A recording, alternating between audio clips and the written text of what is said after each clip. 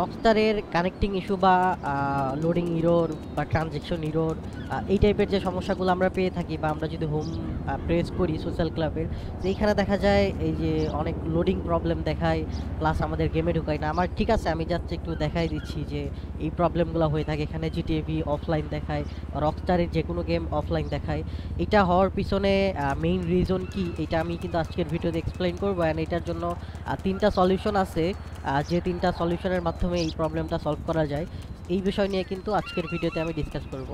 And প্রথমেই আমাদের জিনিসটা মাথায় রাখতে হবে যে রকস্টার যে আছে, রকস্টার কিন্তু একটা আইপিতে একটা অ্যাকাউন্টই অ্যালাউ করে।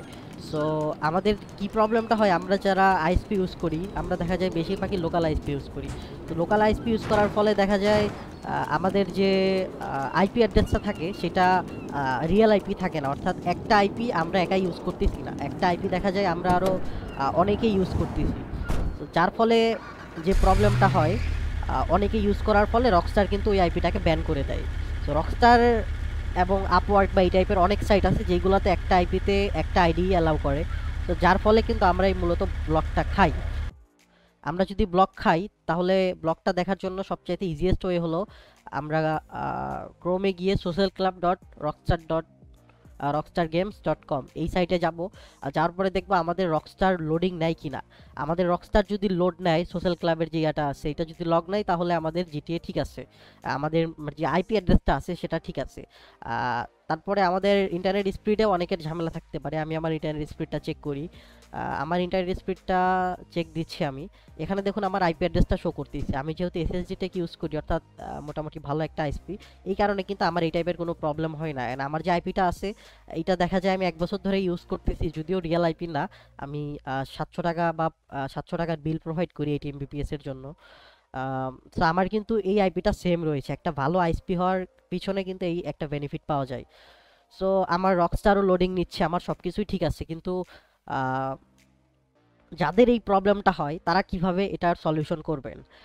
এটা সলিউশন করার জন্য মূলত তিনটা ওয়ে আছে। তিনটা ওয়ে হলো ইউজ ভিপিএন। আপনি আপনার পিসিতে যে কোনো ভিপিএন ইউজ করতে পারেন যেটা আপনার ইন্টারনেট স্পিড ঠিক রাখে। সবচেয়ে বেস্ট ভিপিএনের মধ্যে ধরা হয় যায় হলো নট ভিপিএন। এছাড়াও অনেক ফ্রি ভিপিএন আছে, আমার চ্যানেলে অনেক ভিপিএনের গিভওয়ে বা এই টাইপের অনেক কিছু পেয়ে যাবেন। আর ডিসকর্ড সার্ভারেও কিন্তু অনেক গিভওয়ে করি, এইগুলাতেও কিন্তু আপনারা বিভিন্ন ভিপিএন টিপিএন বা এইগুলা কিন্তু পেয়ে যাবেন। তো যাই হোক, এটা গেল প্রথম সলভ, যে কোনো একটা ভিপিএন ইউজ করতে পারেন। তারপরে দ্বিতীয় যে ওয়েটা থাকে সেটা হলো ক্লাউড ওয়ার্প। ক্লাউড ওয়ার্পটা কিন্তু একটা ফ্রি ভিপিএন টাইপের, যেটা সিঙ্গাপুরের সার্ভারে কানেক্ট করে দেয়, এই যে 1.1.1.1। সো এইটা ডাউনলোড করে কিন্তু আপনারা খেলতে পারবেন, কিন্তু এটার অনেক গ্লিচ আছে। দেখা যায় আমাদের পিসি নেট স্পিডে মাঝে মধ্যে ডাউন করে দেয়, কিছুই আমরা করতে পারি না। সো এটা অফ করে অন করলেই মোটামুটি আশা করি ঠিক হয়ে যায়। আপনারা উইন্ডোজের জন্য এখানে ডাউনলোড করতে পারেন, সব কিছুর জন্য। এটা মূলত সিঙ্গাপুরের একটা সার্ভার, ক্লাউড ওয়ার্প। এটা নিয়ে গুগলে সার্চ করলে কিন্তু আরও বেটার রেজাল্ট পাবেন। আমি ট্রাই করব এটা লিঙ্কটা ডিসক্রিপশনে দিয়ে দেওয়ার। অ্যান্ড তারপরে যে ওয়েটা আছে সেটা হলো আমাদের main way, change your IP address. So বলে রাখলাম যে আইপি অ্যাড্রেসটাই কিন্তু ইম্পর্টেন্ট। সো যেটা হচ্ছে আমাদের আইপিটা, যখন আপনাকে আগে বুঝতে হবে আইপিটা কি।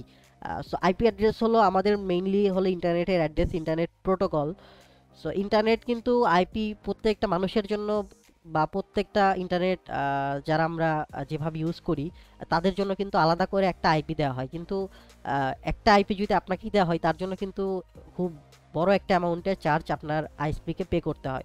তো যার ফলে যেটা করে, এই একটা আইপিকেই তারা 20 থেকে 30 জন বা তার বেশি বা তার কম লোককে তারা দিয়ে থাকে। যার ফলে যখন একই আইপি থেকে যখন কয়েকটা অ্যাকাউন্টের যখন লগ ইন হবে, তখন কিন্তু আমাদের আইপিটা রকস্টার ব্লক করে দেবে। তো যার ফলে আমাদের কিন্তু এই টাইপের প্রবলেমগুলো হয়। সো আমরা যেটা করতে পারি, change your IP address. So VPN এর মাধ্যমে কিন্তু আমরা আমাদের আইপি অ্যাড্রেসটা চেঞ্জ করি, যার কারণে আমাদের কিন্তু গেমে কোনো প্রবলেম হয় না বা আমরা ইজিলি এই সাইটটাতেও ব্রাউজ করতে পারবো।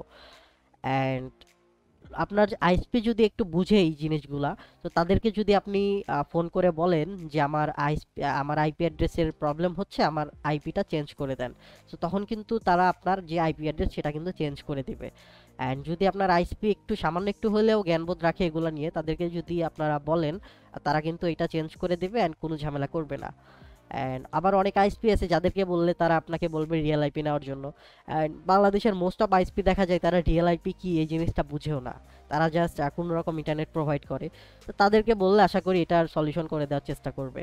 অ্যান্ড রকস্টার সাইটের যে ব্লক এটাও তারা আনলক করে দেওয়ার চেষ্টা করবে আর কি। সো আপনারা আপনার আইএসপির সাথে কন্ট্যাক্ট করবেন। আর জিটিভি নিয়ে কারো কোনো সমস্যা হইলে কিন্তু আমাকে অবশ্যই কমেন্টে জানাইতে পারেন, আমি কিন্তু আপনাদেরকে হেল্প করার চেষ্টা করব। আর জিটিএ 5 নিয়ে কারো যদি কোনো কনফিউশন থাকে বা জিটিএ 5 মড মেনু নিয়ে কারো কোনো যদি ঝামেলা থাকে, কেউ যদি মড মেনু সম্পর্কে আরও আইডিয়া পেতে চান আমাকে কিন্তু অবশ্যই কমেন্টে জানাতে পারেন। তো আশা করি এই ভিডিওর মাধ্যমে কিন্তু আপনাদের জিটিএ ভি এর যে সোশ্যাল ক্লাব ইস্যু এটা কিন্তু সলভ হয়ে যাবে। আহ, সবাইকে ধন্যবাদ ভিডিওটি দেখার জন্য। অবশ্যই সাবস্ক্রাইব করে কিন্তু একটা লাইক দিয়ে শেয়ার করবেন।